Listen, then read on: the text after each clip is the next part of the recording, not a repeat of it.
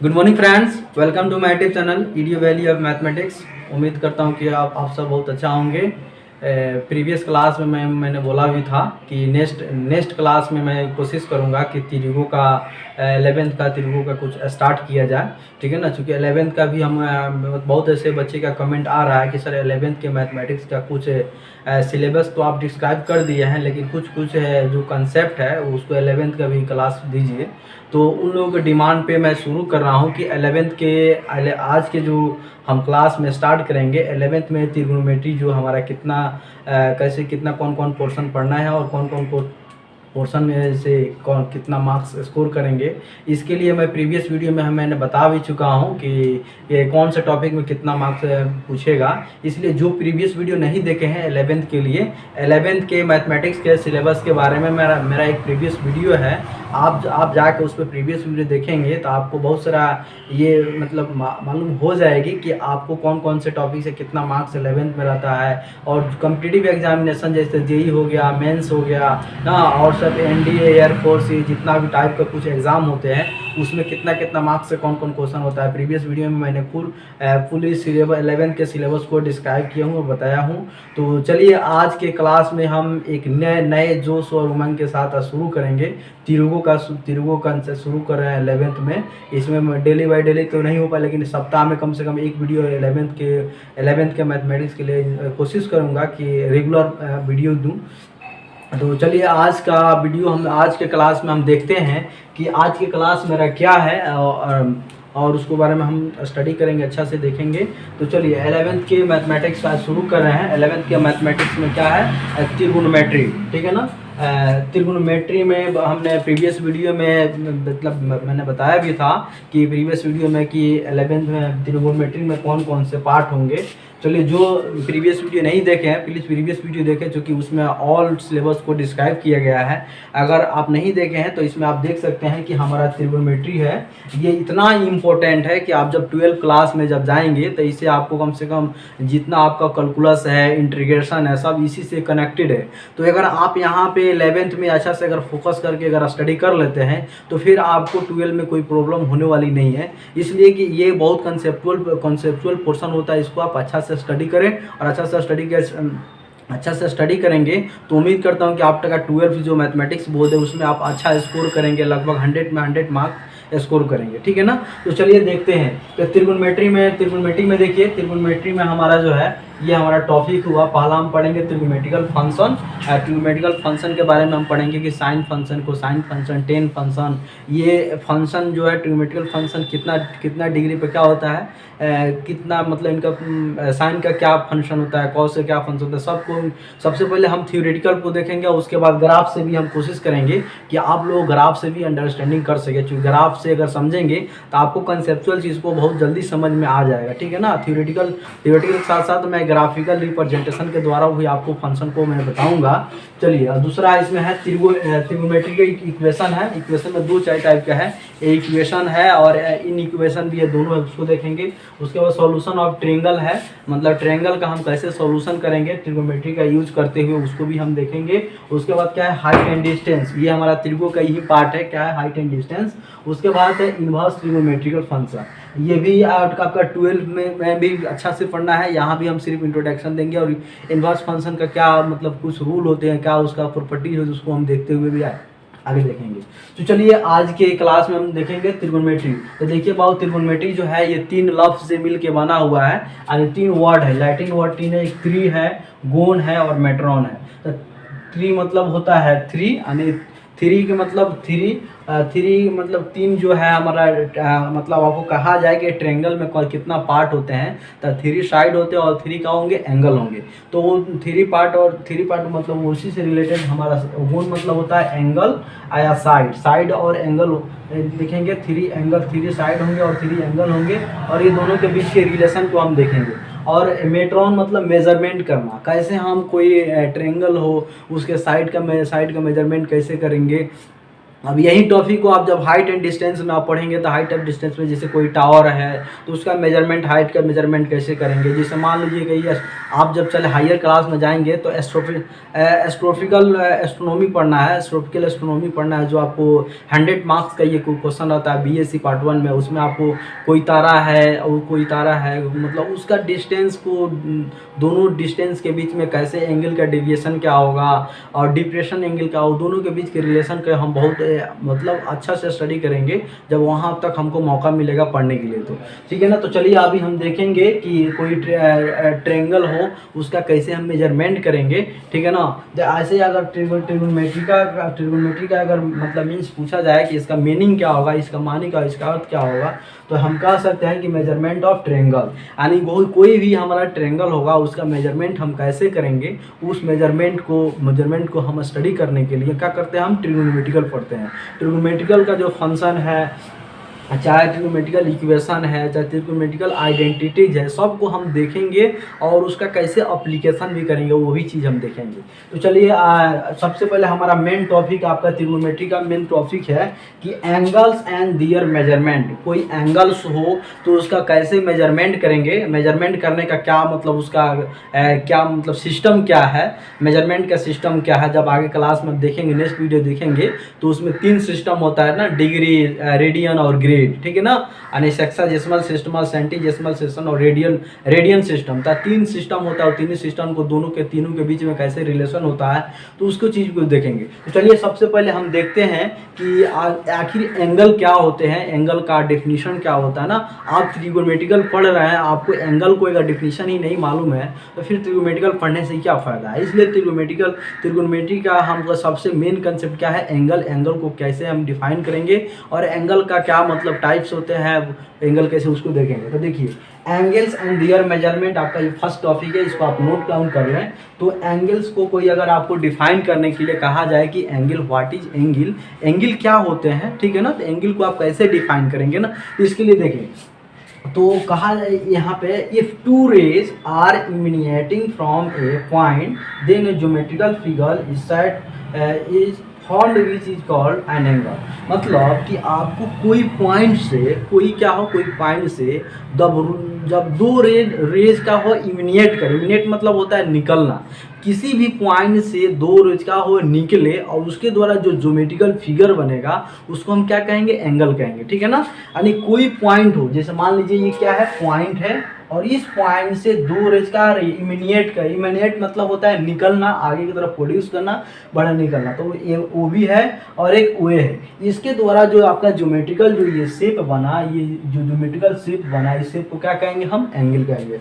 तो हाँ, आपको अंडरस्टैंडिंग करने के लिए आपको हिंदी में भी हमने लिख दिया है कि जब किसी बिंदु से 2 किरणें निकलती है, तब एक ज्यामितीय आकृति बनती है, यानी एक ज्योमेट्रिकल शेप बनता है, ज्योमेट्रिकल फिगर बनता है। उसी फिगर को हम क्या कहेंगे, वो कहेंगे एंगल, यानी हम उसको कोण कहेंगे, ठीक है ना। उसको हिंदी में हम कोण कहते हैं और इंग्लिश में एंगल कहते हैं, और उर्दू में जाइएगा तो उर्दू में उसको जाविया कहते हैं, ठीक है ना। तो हमको असल चीज़ है कि यहाँ पे इंग्लिश को फोकस करना है, क्योंकि इंग्लिश देखिए, मैथमेटिक्स को इंग्लिश में पढ़ना बिल्कुल ईजी है। ये इंग्लिश को मतलब अगर मैथमेटिक्स को इंग्लिश में पढ़ेंगे तो बहुत सारा टर्मोलॉजी इतना जिसका हिंदी बहुत टफ होता है और इंग्लिश बहुत आसानी से हम उसको याद कर सकते हैं, उसको एप्लीकेशन कर सकते हैं। जैसे आप हायर क्लासेज में जाएंगे ना तो हिंदी की बात ही खत्म कर दीजिए, सिर्फ English to English, BSc MSc, अगर आपको इंटर पर मैथमेटिक्स में, इंटर मैथमेटिक्स देखिए हिंदी आप पढ़ेंगे तो आपको बहुत सारा और लगेगा, लेकिन वो इसी को अगर इंग्लिश में अगर आप फोकस करके करें तो इंग्लिश का बहुत सारे पार्ट बहुत इजी हो जाएगा और आसानी से आपको स्कोर भी कर सकते हैं, ठीक है। चलिए देखिए, तो एंगल आपको समझ में आया कि कोई पॉइंट से क्या हो, 2 रेज इमिनिएट करे, इमिनिएट मतलब निकलना, जब 2 रेज निकले उसके द्वारा जो हमारा ज्योमेट्रिकल जो फिगर बनेगा, जो शेप बनेगा, उस शेप को क्या कहेंगे, हम एंगल कहेंगे, यानी कोण कहेंगे, ठीक है ना। आपको उम्मीद करता हूँ कि आपको कोण का डेफिनेशन समझ में आ गया होगा। अगर फिर भी अगर नहीं समझ में आता आप मुझे कमेंट करें, मैं उसके लिए फिर कोशिश करूँगा कि आपको समझाने की, ठीक है ना। चलिए देखिए अब देखिए एंगल का जो है, एंगल कितने तरह से होते हैं, तो एंगल का दो मतलब एंगल दो तरीके से बनेंगे, या तो पॉजिटिव एंगल होंगे या नेगेटिव एंगल होंगे, ठीक है ना। पॉजिटिव एंगल, ठीक है ना, पॉजिटिव एंगल मतलब कि यानी एंटी क्लॉकवाइज डायरेक्शन, ठीक है ना। आपको कहा जाए कि एंटी क्लॉकवाइज या क्लॉकवाइज डायरेक्शन क्या होते हैं ना, जो आप घड़ी देखते हैं, वॉच देखते हैं ना, तो वॉच का जो डायरेक्शन होता है, वॉच जैसे ऐसे चलती है ना, तो ये हमारा क्लॉकवाइज डायरेक्शन होगा। इसी घड़ी को जब ऐसे हम चलाएंगे तो ये हमारा क्या होगा, एंटी क्लॉकवाइज डायरेक्शन होगा, ठीक है ना। तो कह रहा है कि पॉजिटिव एंगल कब फॉर्म होगा, ठीक है ना। पॉजिटिव एंगल कब फॉर्म होंगे उनको हम देखेंगे, यानी पॉजिटिव एंगल हमारा कब बनेगा, ठीक है, जब ये है, जब का हमारा एंटी क्लॉकवाइज में, जब घड़ी कैसे चलती है, ऐसे ऐसे चलती है, अब क्या हो हमारा इस फॉर्म में हो, तो ये हमारा क्या हो जाएगा, ये हमारा हो गया ये हमारा हो गया एंटी क्लॉकवाइज, ये क्लॉकवाइज डायरेक्शन होगा, ठीक है ना। आप घड़ी जब देखेंगे तो घड़ी ऐसे चलती है ना, तो ये जो चलने का जो हमारा डायरेक्शन हो गया, ये हमारा क्लॉकवाइज हो गया, इसके अपोजिट चल रहा है तो इसके मतलब एंटी क्लॉकवाइज डायरेक्शन। तो अगर कोई एंगल किस फॉर्म में हो कि अगर एंटी क्लॉकवाइज में हो, क्या हो, एंटी क्लॉकवाइज में हो, तो क्या बनेगा, पॉजिटिव एंगल फॉर्म करेगा। अगर उसी एंगल क्या हो, अगर मतलब क्लॉकवाइज डायरेक्शन में हो, कैसा हो, क्लॉकवाइज डायरेक्शन में हो, तो क्लॉकवाइज डायरेक्शन में क्या होगा, नेगेटिव एंगल फॉर्म होगा, ठीक है ना। तो अगर पॉजिटिव एंगल मतलब इन एंटी क्लॉकवाइज डायरेक्शन, यानी एंटी क्लॉकवाइज डायरेक्शन में क्या होगा, एंटी क्लॉकवाइज में हमारा पॉजिटिव एंगल फॉर्म होगा, और क्लॉकवाइज डायरेक्शन में ऐसे जब फॉर्म होगा तो हमारा क्या हो जाएगा, नेगेटिव एंगल होगा, ठीक है ना। अब देखिए अब बहुत ऐसे बच्चे हैं जो 11th में आ चुके हैं, जो प्रीवियस में 9th 10th में उन्होंने एंगल के टाइप को अच्छा से नहीं पढ़ा है। तो बताइए जब तक एंगल का आपको टाइप अगर अच्छा से समझ में नहीं आ पाएगा तो फिर आप एंगल के बीच का रिलेशन भी नहीं निकाल सकते हैं, एंगल को डिग्री को रेडियन में कन्वर्ट नहीं कर सकेंगे। इसलिए मैंने सोचा कि टाइप्स ऑफ एंगल भी आप लोगों के पढ़ने के लिए क्या है, बहुत ज़रूरी है। अगर यहाँ पे ये चीज़ को नहीं पढ़ेंगे ना तो आपको बहुत सारा, जैसे वहाँ पे कहा जाएगा कि कंप्लीट एंगल, रिफ्लेक्स एंगल, ठीक है ना, तो वहाँ पे बहुत सारा आपको प्रॉब्लम करेगा। इसलिए सबसे पहले आज हम क्या करते हैं कि टाइप्स ऑफ एंगल भी पढ़ लेते हैं, और टाइप्स ऑफ एंगल का जो है कितने टाइप्स का एंगल होते हैं, उसके बाद में हम फिर पढ़ेंगे कि एंगल का जो मेजरमेंट करने का जो सिस्टम क्या है, कितने सिस्टम से हम उसको मेजरमेंट करते हैं, तो उस मेजरमेंट का भी हम सिस्टम को भी देखेंगे। सबसे पहले हम टाइप्स ऑफ एंगल देखते हैं, और उसके बाद हम measurement of system of measurement of angle देखेंगे, यानी एंगल जो हमारा है उसको मेजरमेंट करने का कितनी सिस्टम है। जैसे मान लीजिए आपको लेंथ कहा जाए, तो लेंथ को मेजरमेंट करने के लिए क्या क्या है बताइए, सेंटीमीटर है, मीटर है, किलोमीटर है, फुट है और पाउंड है। तो ये क्या है, मेजरमेंट करने का एक सिस्टम है, ठीक है ना। उसमें सीजीएस सिस्टम होता है, मतलब आईपीएक सिस्टम भी होता है ना, और इंटरनेशनल सिस्टम जो हम उसको आईपीएक सेंट्रल इंटरनेशनल सिस्टम बोलते हैं, तो सब सिस्टम होते हैं। तो वहाँ पर लेंथ को मेजरमेंट करने का एक सिस्टम है, तो हमारा एंगल है, एंगल को भी मेजरमेंट करने का एक सिस्टम होनी चाहिए कि कैसे हम उसको मेजरमेंट करेंगे। तो चलिए हम देखते हैं, सबसे पहले क्या देखेंगे कि टाइप्स ऑफ एंगल के बारे में, क्या टाइप्स ऑफ एंगल होता क्या है और उसके बारे में देखते हैं। तो सबसे पहले हमारा है एक्यूट एंगल। क्या है, एक्यूट एंगल। तो एक्यूट एंगल के बारे में हम देख लेते हैं। तो ये आप लोग इसको पॉज करके आप इसमें लिख लेंगे और सबसे पहले नोट कर लेंगे। अब देखिए, आप सबसे पहले हम एक्यूट एंगल को डिफाइन कर रहे हैं प्लीज करके, ठीक है ना। आप ध्यान दीजिए बोर्ड पे, देखिए सर जो पढ़ा रहे हैं ना, तो सर की बात को अच्छा से आप समझेंगे नहीं तो फिर आप अच्छा से कंसेप्ट, मैथमेटिक्स के कंसेप्ट को आप अच्छा से स्टडी नहीं कर पाएंगे। तो चलिए हम देखते हैं, पहला हमारा क्या है, एक्यूट एंगल। क्या है, एक्यूट एंगल, ठीक है ना। इसको हिंदी में क्या कहते हैं, हम न्यून कोण कहते हैं। क्या कहते हैं, न्यून कोण, ठीक है ना। तो एक्यूट एंगल देखिए, तो एक्यूट एंगल अगर आपसे पूछा जाए कि एक्यूट एंगल किसे कहते हैं, ठीक है ना, तो आपको जानना तो जरूरी है ना, क्योंकि आप मैथमेटिक्स पढ़ रहे हैं। तो मैथमेटिक्स का ही पार्टनर एंगल है ना। एंगल के जो मेजरमेंट करेंगे, अगर आपको एक्यूट एंगल मालूम नहीं रहे, आपसे कोई अगर पूछ ले तो आप कैसे बताएंगे, ठीक है ना। तो चलिए, एक्यूट एंगल ये होता है, जैसे मान लीजिए कोई एंगल यहाँ पे हम बना दे रहे हैं, यहाँ पे ये क्या हो गया, हमारा एंगल हो गया, ओ हो गया, और ए हो गया, ये बी हो गया, ये क्या हमारा थीटा है। तो एक्यूट एंगल उस एंगल को हम कहेंगे जिसका मेजरमेंट क्या हो, 0 डिग्री से बड़ा हो और 90 डिग्री से छोटा हो, यानी ग्रेटर देन क्या हो, 0 और लेस देन 90 डिग्री, ठीक है ना। तो यहाँ पे मान लीजिए हमारा क्या है, ए बी एंगल के अगर एक्यूट एंगल को अगर डिफाइन किया जाए तो थीटा क्या हो गया, ये एंगल हो गया, और एक्यूट एंगल मतलब क्या होगा, 90 डिग्री से क्या होगा, छोटा होगा, और 0 डिग्री से क्या होगा, बड़ा होगा।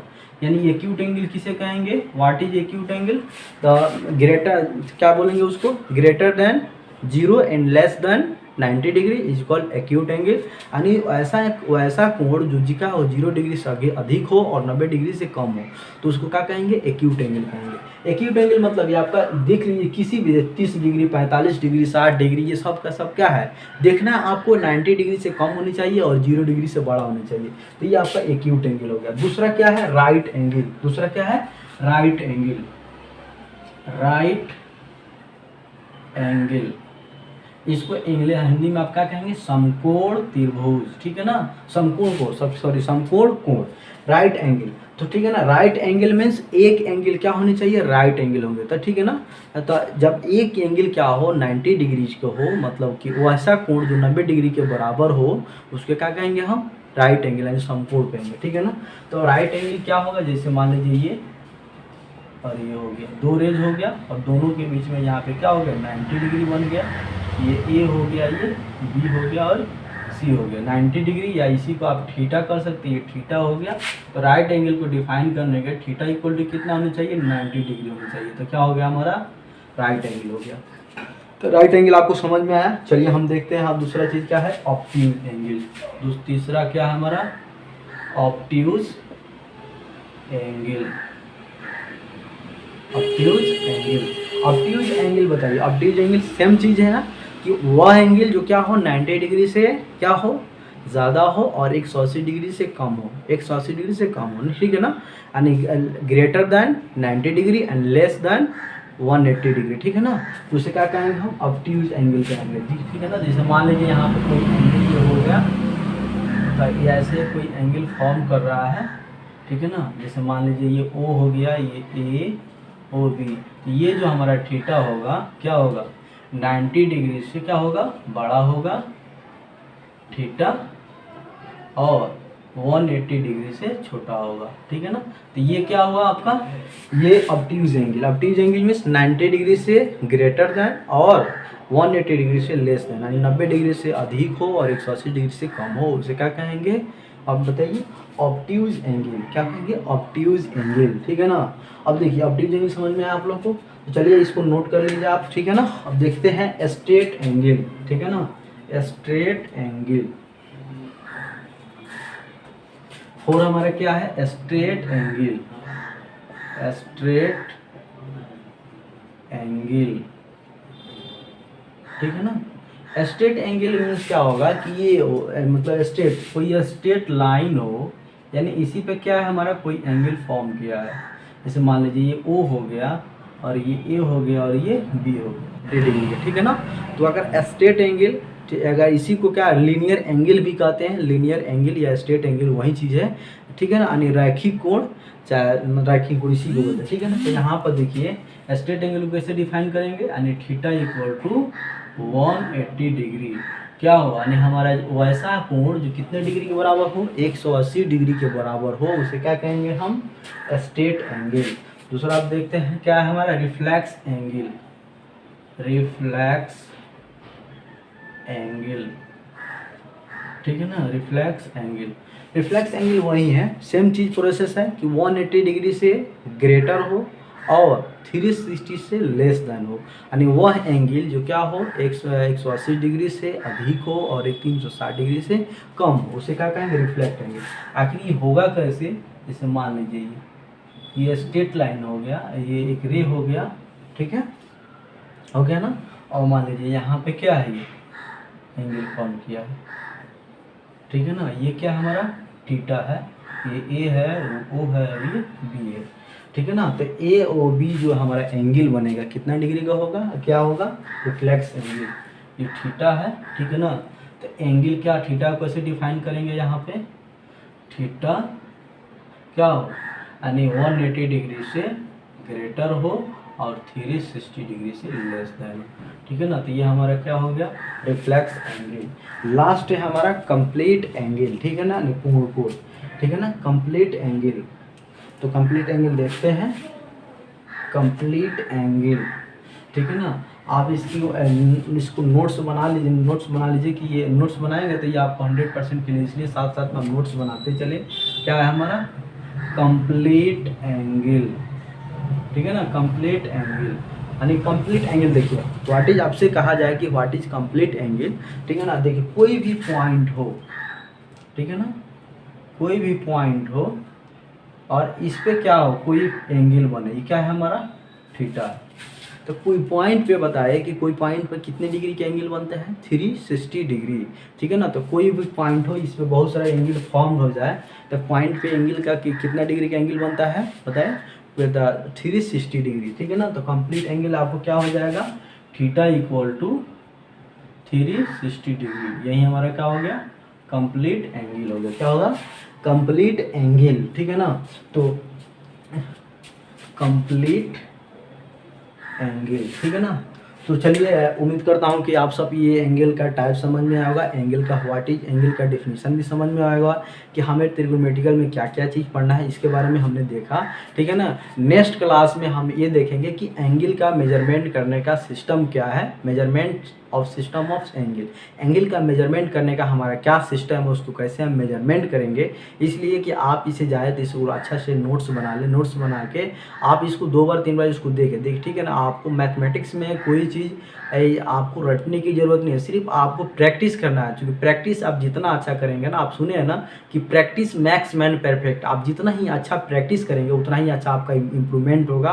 कोई भी सब्जेक्ट हो, मैथ हो, साइंस हो, फिजिक्स हो, केमिस्ट्री हो, तो उसमें आपका इम्प्रूवमेंट ज़्यादा होगा, ठीक है। तो आप फोकस करें, जाए इसको नोट करें, इसको जाकर प्रैक्टिस करें और एंगल को अलग अलग चीज़ डिफाइन करें, ठीक है ना। तो नेक्स्ट क्लास में हम देखेंगे कि एंगल का जो मेजरमेंट करने का सिस्टम क्या है, कितने सिस्टम में उसको एंगल को हम मेजरमेंट करते हैं, ठीक है ना। तो चलिए आज की क्लास यहीं तो रहने देते हैं, ठीक है ना। तो आप इसको अगर आप आज का वीडियो अगर अच्छा लगे तो आप मेरे चैनल को सब्सक्राइब कर लें।